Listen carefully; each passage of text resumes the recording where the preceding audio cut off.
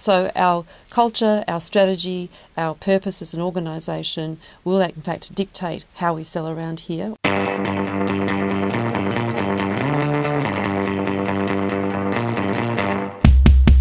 Hello, I've got Sue Barrett with me again. Welcome back, Sue. Thank you, John.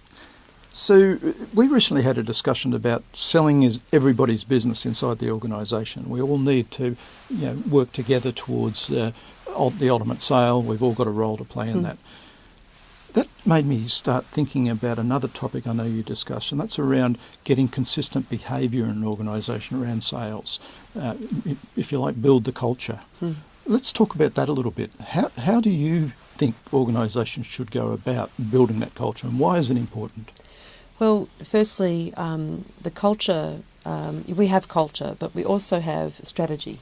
And that strategy will dictate, if you like, the standards of behaviour, skills, knowledge, and those sorts of things that we need to have. I've seen a lot of strategies dictate, but it doesn't happen in the field. No, exactly. And this is what happens. There's often a disconnect. So, people might go along, let's say salespeople, for example, might do the annual sales training event. The strategy is rolled out, and then you're kind of left, off you go, see you next year, in the sense of getting, feedback from them, in a year's time, which is too late. So, if we want to start looking at how do we get, sustainable change and the right behaviours happening, firstly with the sales team, and then the logic that I'll share with you now will also stem back into other parts of the organisation, is that if we send our salespeople out, let's say they've been on a good training course, some good techniques, tools, resources, whatever it is, and they then go back into the exact same environment and the same routine, nothing will change. Yeah, I've seen it 1,000 times. Exactly. So what we have to do is, as businesses, whether it's a cultural transformation, skill transformation, as sales leaders, it doesn't matter, is that we need to change the routine and we need to change the environment. Now, you don't have to do wholesale change, but we have to change how we're going to do things. So that when I step back into the new world after the training, that the environment is already prepared for me to now conduct my activities in the new way. Now, it's not going to happen easily, and we need that support from coaches and managers and people out there, providing the coaching and support for people to make that change. But we have to change the environment and change the routines. Okay, and in doing so, I guess we need then to monitor whether people are actually deploying the new behaviour. Sure. And then have some sort of corrective mechanism in place to bring them back online as That's they... right. So it's got to be really clear about what we're accountable for and what standards we need to operate in. And we have this role clarity pyramid concept that we work at, and it starts with purpose, and then you're looking at accountabilities and so on and so forth, all the way down to what resources and framework have we got in place to help people be successful. Right. So it is quite an engineering feat in terms of accounting for that. But I find most companies have all the things in place, just how we're now going to adjust them to take on board the new way we would like to sell around here, and then helping each other actually navigate our way through the processes.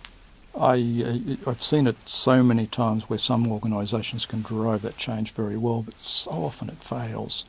And it tends to be seen as a project to implement a change that really doesn't get to the grassroots of why we're doing it. Well, that's right. And so there's got to be purpose and meaning behind it. The other thing, I think, there's this illusion that highly successful people have high self-control. Okay. But they actually don't. What they have is really good habits that support them. And they've put in place those habits to actually, they don't have to think about them very much because they're already in place. That's what we're trying to do here, is put in place good habits that are going to reinforce the right behaviours, the right activities, the right standards that we want.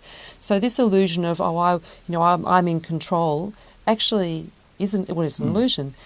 It's, I've got good habits that underpin and support me because I've put the effort into to build those out over time. And it's a long-term game.